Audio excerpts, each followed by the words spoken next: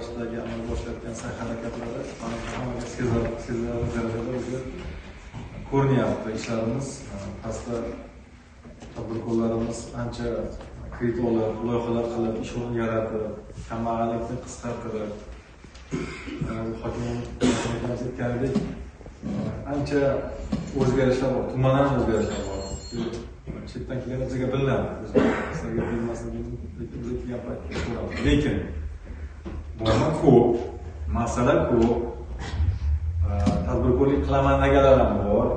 To'g'risi aytaman, mana o'zim aytdimki, tadbirkorlarga bir yengillik bo'lsin, shu maqsadsiz kredit topinglar deb mana shu taklif qilishdi ularga.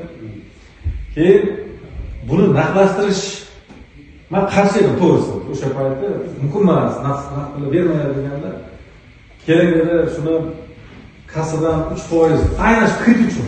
Boshqa narsa bo'lsa bunaqa emas.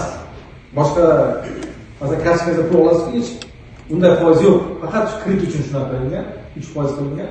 Agar siz uni naqdlashtirmasangiz, bemalol ishlatishingiz mumkin, hech qanday foiz to'lamaysiz. To'g'rimi? Tartib shunaqa o'rnatilgan.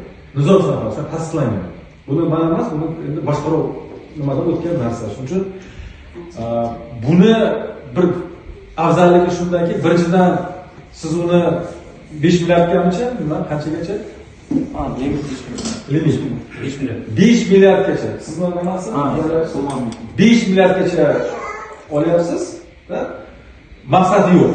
Ya'ni siz o'zingiz xohlagan nimaga ishlatib olasiz. Endi muddat qancha? 3 yilga edi. Foizlari 25%. Shu maqsadda qilingan.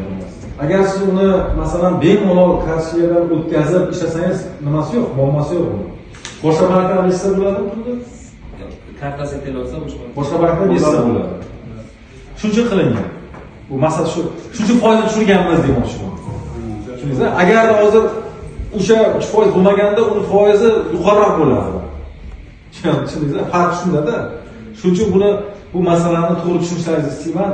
Bir tomondan biza imkoniyat qarang, 5 milliard so'm beryapmiz, maqsadsiz deb beryapmiz. Mana xohlagan joyga ishlatib 3 yilga beryapmiz. Tegmaymiz sizga deyapmiz-da. Lekin shuni naqdlashtirmoqchi bo'lsa, chunki u naqd pul bo'lgandan keyin bilmaymiz, uni qanday nimasi, tarix nima bo'lishini. Shu riskni oldini olish uchun 3% qo'yilgan. Tushuntiryapman-a? Birinchi yopib keyin beraman deyapti. Nimasi olganni yopib turadi. Endi kengaytirmoqchiman deyapti. Endi xorijga odam yuborgan, mahalla maktab yuborgan, ko'rsin, o'rgansin shuni. Hop, masalasini hal qilib beryapmiz. Rahmat. Rahmat. Assalomu alaykum. Gulistonda yashayman. Mana sizga iltimos bilan keldim. Bizning kelinimiz kredit oldi 150 millionga. 110 millionga o'zini magazinini qo'ydi garov sifatiga. Yana qanchadir qisman pul yetmadi. Keyin bizga iltimos qildi. Bizga magazinimizni berdik. Hozirda 122 million qarz bor. Olgan vaqtdan boshlab bir so'm to'lamagan. Bizga magazinni aniqaga chiqazmoqchida. Auksion. Siz bank bizni olgansiz kreditni. Ha, shunaqa. Biz olganmiz. Uni kelinimiz olgan, konkurs ochamiz degan, mana hamma qo'ydi. Avvalroq garov ta'minot qo'ydirganlar. Yo'q, men yana oxirigacha netkazay gapimni. Bizning magazin 72 million so'mga baholangan. Ularning magazini, kelinimizning magazini 110 millionga baholangan.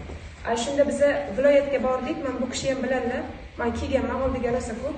Keyin viloyatga bordik, biz aytayapmiz-da, mayli men roziman, o'sha 72 million so'mni to'laysan, 72 millionni to'lagan, qolganini to'lay qol deyishyapti-da. Biz o'zi 72 millionni shundaga ham qarz ko'taryapmiz. Shunga qanaqa yordam bera olasiz? Tushundim. Endi sud qancha 150 million olganlar, 72 millionlik 3 mulklari ichida qisman. Sudlar o'zini mulkini qo'ygan, nima maqsad qo'ygan? O'sha ishni ochdingizmi, yurtga ochmagan. Keyin bu bankchilarning aloqasi bilan bular keyin noqonuniy maqsadsiz ishlatilgan deb prokuraturaga berishgan. Nimaga ishlatgansizlar pulni? Biz xabarimiz yo'q pulga. Kim olgan? Kelinimiz olgan. Keliningiz olgan paytda. Bu ukasi bilan o'sha pulni olishgan. Buni siz Ha? Qanisi bu? Ha, mani Qani kelinim. siz o'zingizni mulkingizni bila turib, garovga qo'ygan o'sha payt. Ha, berganmiz. Degan chiqarmasdan bilmasangiz bermaysiz garovga o'zingiz. Yo'q, to'g'ri. Men demoqchimanki, men bu ishga aralashayotganim u meni dadamning mulki. Men turmushga chiqib ketgan bir nima Shunda deyman. ismingiz kim? Dilfuzaman. Izohot bilan mas'ul tushuntirib bering, xonlik qilmasinda. Men siz tushundim hozir.